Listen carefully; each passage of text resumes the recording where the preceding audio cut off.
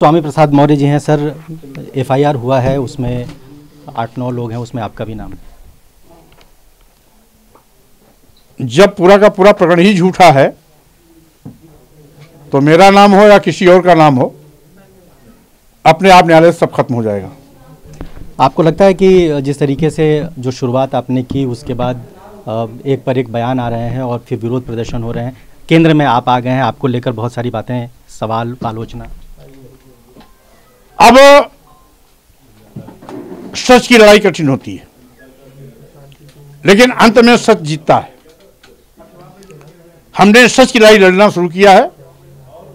देश की महिलाओं, शूद्र समाज में आने वाली आदिवासियों, दलितों, पिछड़ों के सम्मान की लड़ाई की आवाज उठाई है। ये आवाज तब तक चलती रहेगी जब तक आपत्तिजनक टिप्पणियां बाहर नहीं होंगी।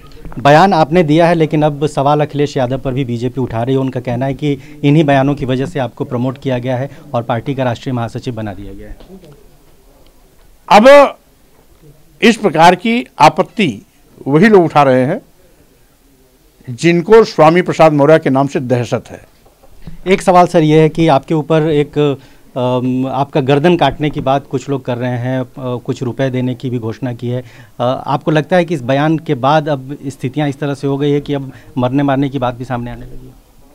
अब ऐसी ओछी हरकत करने वाले, ऐसी ओछी बयान देने वाले अपराधियों से मैं डरने वाला नहीं हूं। और साथ ही साथ अच्छा हुआ अपनी गंदी जुबान खोल करके इन्होंने अपनी असली चेहरा देश की जनता के बीच में लाके खड़ा कर दिया कि साधु वेश में कितना खूंखार अपराधी बोल रहा है।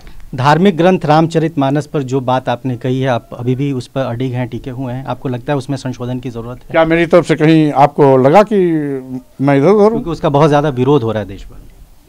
मुट्ठी भर लोग विरोध कर रहे हैं, पूरा देश हमारे साथ खड़ा है। आप चश्मा जरा ठीक से लगा के देखिएगा तो सही स्थिति अपने आप दिखाई पड़ेगी। बीजेपी कह रही है कि सर आपकी बेटी बीजेपी की सांसद हैं, अब उन्हें यह तय करना होगा कि वो अपने पिता के साथ हैं या भाजपा की विचारधारा के साथ। अब इसका उत्तर आप बीजेपी के सांसद डॉक्टर सुमित्रा से लीजिए। स्वामी प्रसाद मौर्य सपा में है, सपा की बात करेंगे। बहुत धन्यवाद।